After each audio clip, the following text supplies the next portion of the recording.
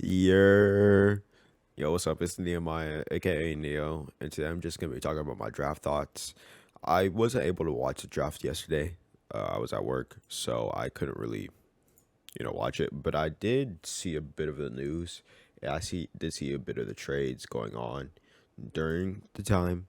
So let me just catch up on that right now. But I will talk about the first three picks of the NBA draft.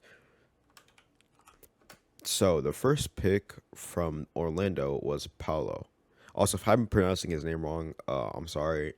I wasn't really paying attention to how to the draft prospects in this year. So once they're in the NBA, I'm gonna do a lot more to learning into what they are, their cultures, and all that stuff. But besides that, Paolo.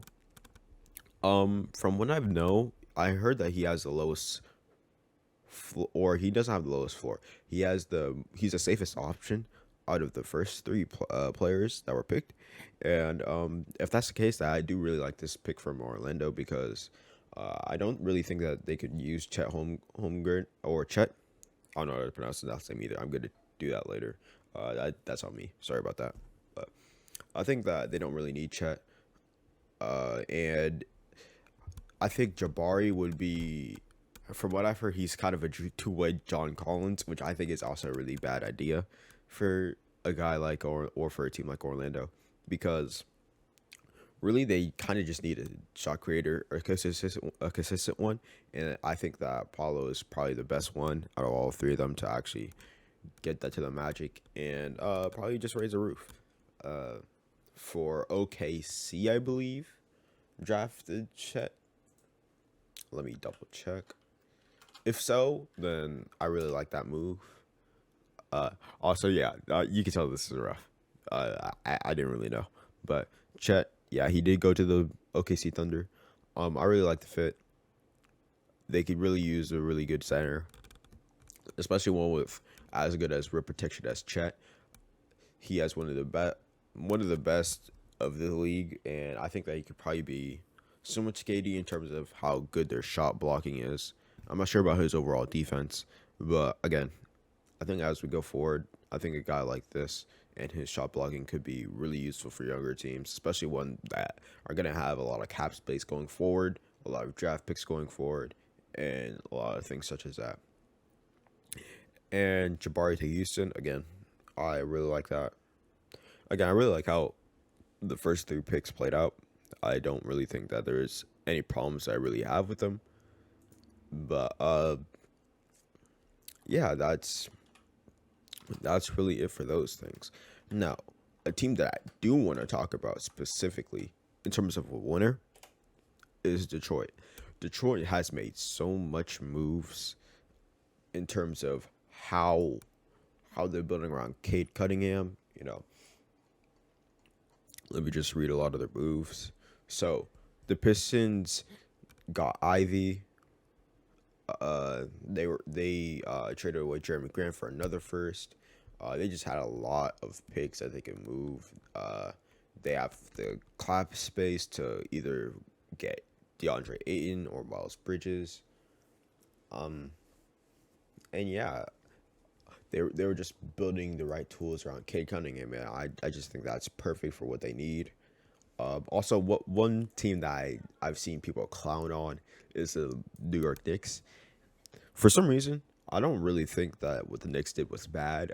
They still got a lot of draft compensation from what they did, even though they had to give up a first for Kemba Walker. And while I do think they could have done a little bit better, as long as they sign a key restricted free agent this offseason, I'm not going to be mad at it. I think this will probably be like a new net neutral and not some too bad. So, what other teams are there that I'm? Oh yeah, another winner is the San Antonio Spurs.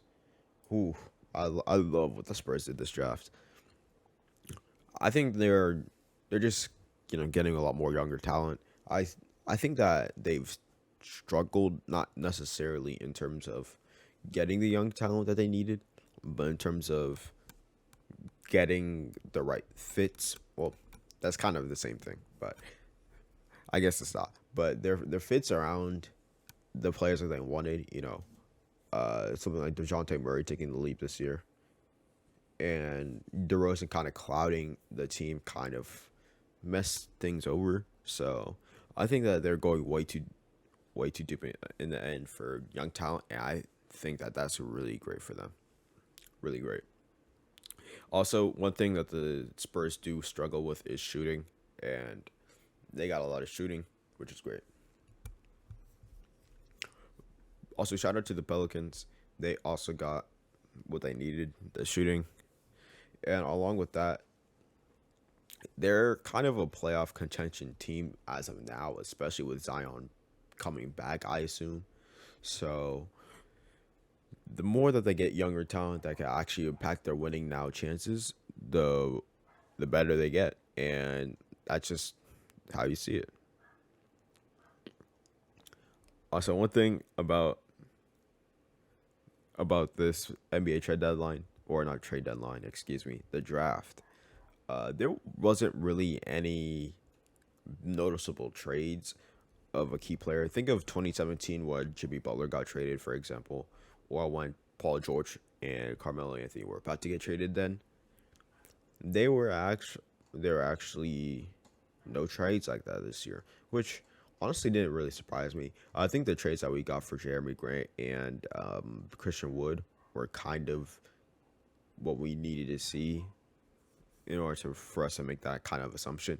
That and the Kyrie and KD news is kind of overpowering the things that could probably happen in the trade deadline. But besides that, nothing really of note. I will cover the KD and Kyrie news probably at the 10-ish minute mark when I'm done talking about a lot of these teams. Also, another loser, the Kings. Why did they draft another guard? Please. Please. They don't need guards. Also, they probably should trade off of Harrison Barnes' contract if they're not going to use it. I thought they were going to trade him this week for probably draft compensation, but apparently not. I guess they're just doing weird things. They probably still need a better forward, but you know what? Oh, wait, no, they don't. They have Sabonis. I forgot. Well, I don't know. The team is weird. The team is weird. But what else is there to talk about? I don't think there's that much to talk about in terms of the NBA draft. There's never. Let me just recheck.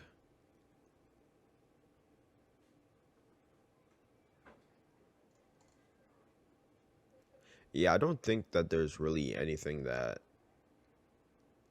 Oh yeah, Duran also went to the Pistons, which is also really good for the Pistons, which you love to see. Also, one thing I don't know. Well, I kind of do. Uh, the Memphis Grizzlies did trade D'Anthony Melton for uh, who is it? David Roddy and Danny Green's expiring contract, which I guess um the biggest problem with me for that is there wasn't really any reason to trade D'Anthony Melton. It just seems like a move that they could have just kept on. Also, another big winner is Thunder. I heard that Jalen Williams was gonna fall lower, but they got him, and even though they had to use a high pick for it, it seems like they got the compensation that they always wanted with a lot of these teams, and they're just really building off the draft. Now, I'm not sure if they're gonna build around Chet or they're gonna build around Shy. It really depends on how they're feeling. But besides that, that's pretty much all the draft news that I really want to talk about. Again, I'm not really familiar with the draft, but something I will talk about is these rumors with the Nets. Now, the biggest problem with me for the Nets rumors, also if y'all hear that, my fault. The biggest problem with the Nets is that they chose the weirdest time to do this. I kind of understood that the Nets didn't really want to sign Kyrie on a long-term contract because of the baggage issues, drama. But at the same time, you have to understand why you have to trade for Kyrie or why you have to sign Kyrie. If you don't sign Kyrie, you don't get KD. And while you do have to commit a lot of money for Kyrie, it's still not really the best idea. Just let him go, you know. And the fact that they're doing that is kind of upsetting. So I think that they're probably. I'm not sure how salvageable this really deal is. So if they can, they have to, because at this point it's starting to get really bad. Because if Kyrie leaves this offseason, don't expect KD to be on that team heading into the 2024 season. Probably he will get traded in the next calendar year if Kyrie's gone. And one thing I also do want to know with the Nets, what would a KD trade would even look like? I don't know. And people would say something like, "Oh, it'd be some similar to the Harden trade." And I don't think there's that much teams that are really in need of KD that could actually throw that much assets at him. Think, for example, the Miami, who the Miami Heat.